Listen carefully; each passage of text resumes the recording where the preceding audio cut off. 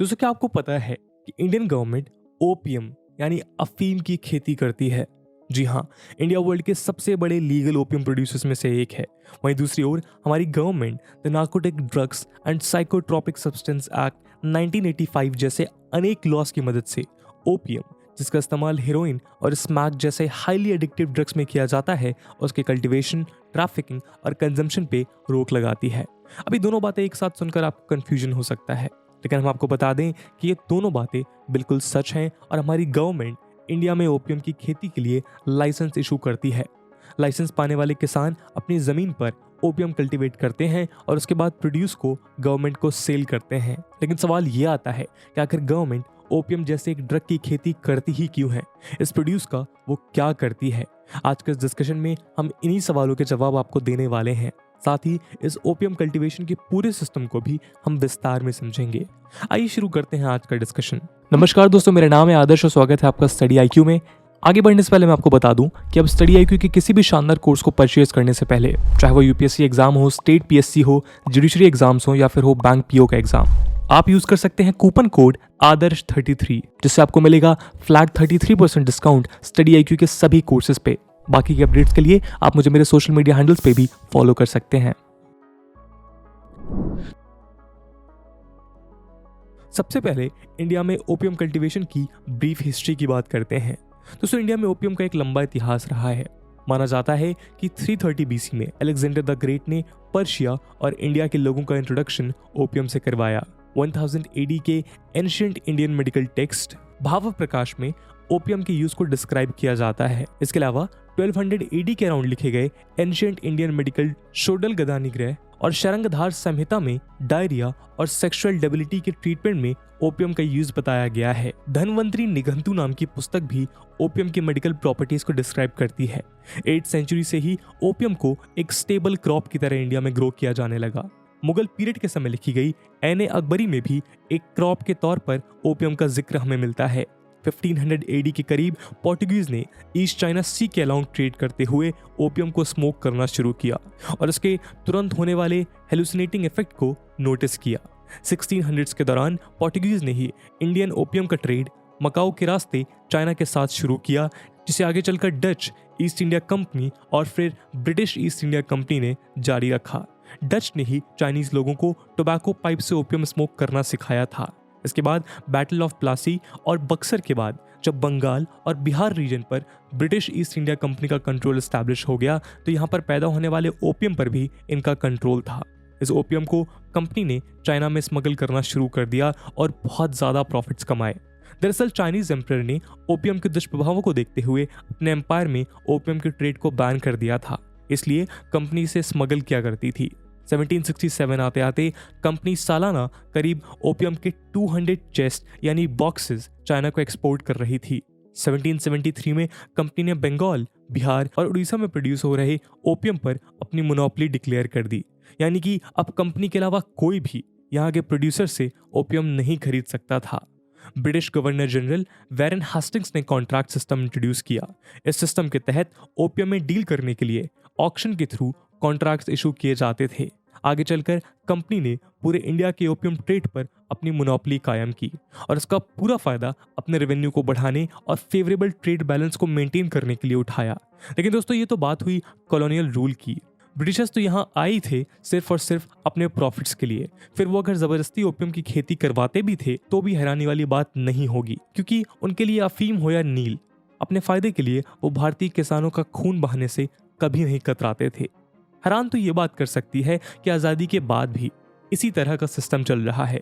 आज भी सरकार ओपियम की खेती करवाती है और इसके ट्रेड पर अपनी मोनोपोली भी बनाए हुए है। आखिर इंडियन गवर्नमेंट ओपियम क्यों ग्रो करती है, आइए समझते हैं। दोस्तों, इंडिया उन कुछ चुनिंदा देशों में से एक है जो लीगली ओपियम पॉपी को ग्रो करता है और दुनिया का अकेला ऐसा देश भी है जो लीगली ओपियम गम को प्रोड्यूस करता है। ओपियम पॉपी के प्लांट से हमें ओपियम गम मिलता है और इस ओपियम गम में पाए जाते हैं बहुत से इंडिस्पेंसेबल एल्कलॉइड्स, जैसे कि मॉर्फिन, कोडीन और थेबाइन। हम अक्सर ही समझ लेते हैं कि ओपियम या अफीम सिर्फ एक नशीला पदार्थ है, इसका कोई और फायदा नहीं। लेकिन दोस्तों, नेचर में मिलने वाली कोई भी चीज बेकार नहीं होती है। हर एक चीज का कोई ना कोई फायदा जरूर होता है।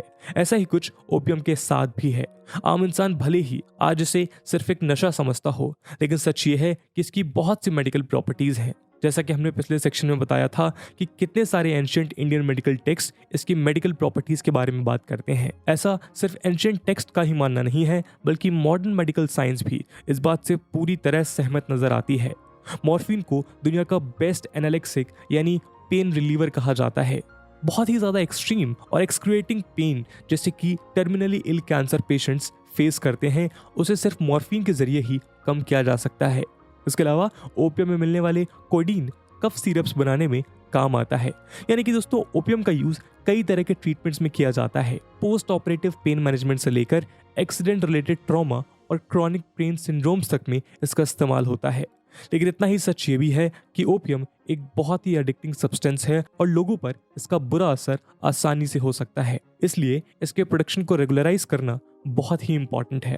यही वजह है कि यूनाइटेड नेशंस सिंगल कन्वेंशन और नार्कोटिक्स ड्रग 1961 के तहत दुनिया के सिर्फ 12 देशों को ही मेडिकल यूज के लिए ओपियम पॉपी ग्रो करना अलाउ किया गया है, जिसमें से इंडिया भी एक देश है। हालांकि जैसा हमने पहले भी बताया, ओपियम गम एक्सट्रैक्ट करने वाला इंडिया अकेला ही देश है। ओपियम गम को एक्सट्रैक्ट करना स्किल्ड वर्कर्स का काम होता है। ये लोग ओपियम पॉपी प्लांट के फ्लावर बियरिंग पॉट से लेंसिंग के जरिए लेटेक्स एक्सट्रैक्ट करते हैं, जिसमें प्लांट द्वारा सिंथेसाइज्ड 70% तक मॉर्फिन होता है।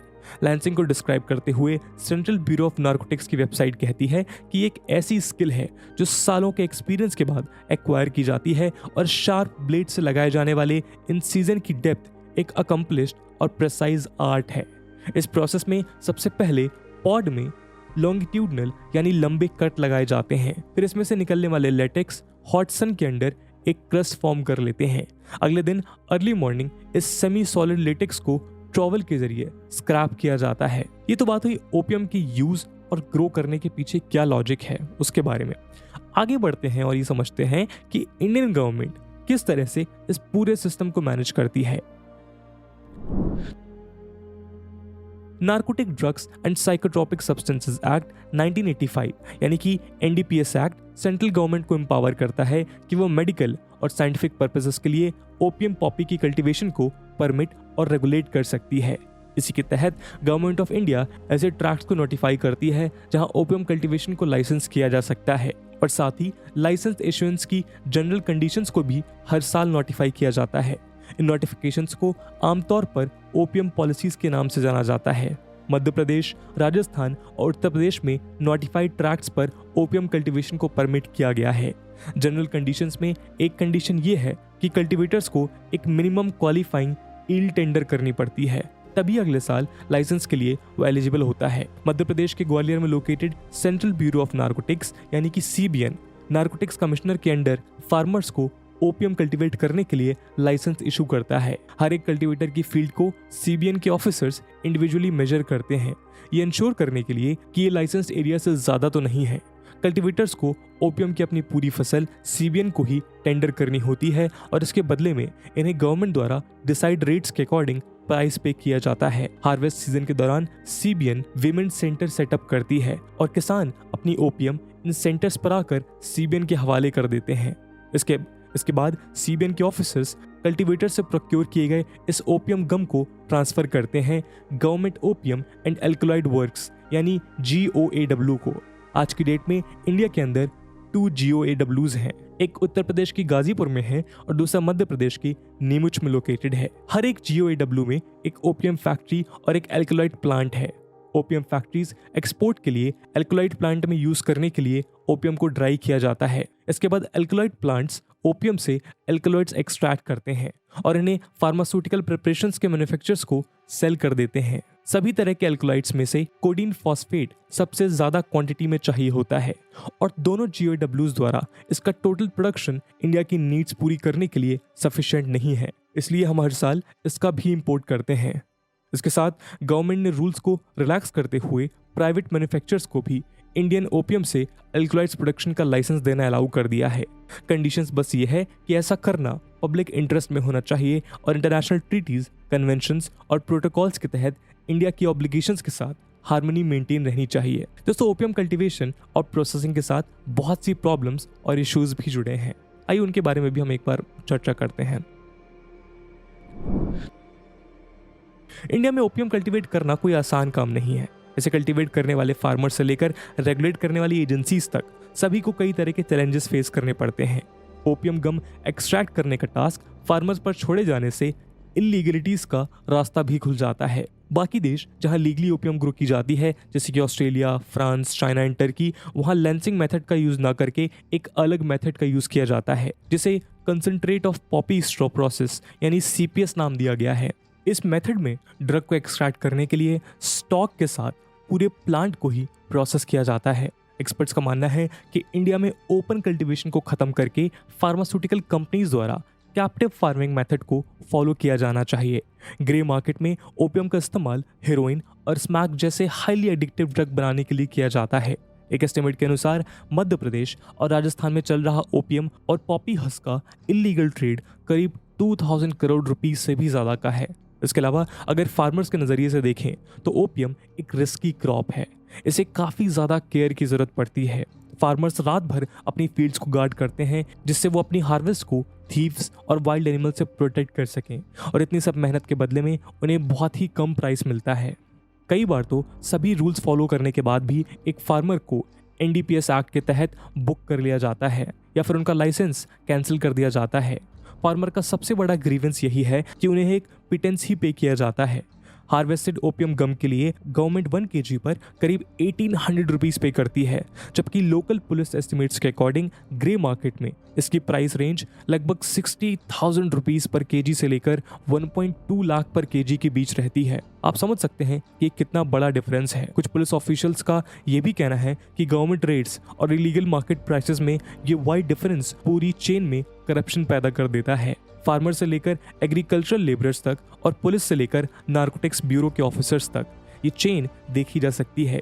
वहीं फार्मर्स का कहना है कि अगर गवर्नमेंट उन्हें 10,000 पर केजी का रेट दे तो ग्रे मार्केट में सप्लाईज रोक दी जाएंगी। इसके अलावा किसानों के सामने मिनिमम क्वांटिटी का इशू भी है, जिससे अगर फार्मर्स सप्लाई नहीं करते तो उनका लाइसेंस कैंसिल कर दिया जाता है। अब अगर वेदर, इम्प्रॉपर केयर या पेस्ट की वजह से कभी प्रोडक्शन कम पड़ जाए तो ऐसे में फार्मर अक्सर पड़ोसी फार्मर जिसकी फसल अच्छी हो रही होती है उससे इलीगली शॉर्टफॉल को खरीद लेते हैं, जिसके लिए उन्हें कम से कम 50,000 पर केजी तक का प्राइस पे करना पड़ता है। फिर ये फार्मर्स लाइसेंस को जाने क्यों नहीं देते, सिर्फ इस होप में कि अगले साल फसल अच्छी हो जाएगी और इन्हें कुछ पैसे कमाने को मिलेंगे। इसके साथ ही हेल स्टॉर्म या पेस्ट अटैक के कारण जब फसल नष्ट हो जाती है तो ये फार्मर्स की ही रिस्पॉन्सिबिलिटी होती है कि वो नार्कोटिक्स ब्यूरो से ऑफिशियल्स को लेकर आएं, जिससे वो इंस्पेक्ट करें और क्रॉप को डिस्ट्रॉय करें, क्योंकि ऐसा ना करने पर जब आगे चलकर फार्मर ओपियम सबमिट नहीं कर पाता है तो उसे चार्जेस भी फेस करने पड़ सकते हैं। इस कारण कई बार फार्मर्स को लगभग 5,000 रुपीज तक ब्राइब तक देनी पड़ती है। ओपियम कल्टीवेशन से जुड़े बाकी इश्यूज की बात करें तो इसमें क्वालिटी टेस्ट का इशू भी सामने आता है। करीब 13 ग्रेड्स में ओपियम को क्लासिफाई किया जाता है। कई बार लोकल ऑफिस में क्वालिटी टेस्ट क्लियर करने के बाद फैक्ट्री में होने वाले फाइनल टेस्ट में प्रोड्यूस को अडल्टरेटेड बता दिया जाता है और फार्मर पर पेनल्टी इंपोज कर दी जाती है या उनका लाइसेंस ही रिवोक कर दिया जाता है। इस तरह लाइसेंस के इश्यूएंस से लेकर ओपियम की प्रोसेसिंग तक ये पूरा सिस्टम बहुत ही कम्बरसम है, जिसका सबसे बड़ा असर इन किसानों पर देखा जा सकता है।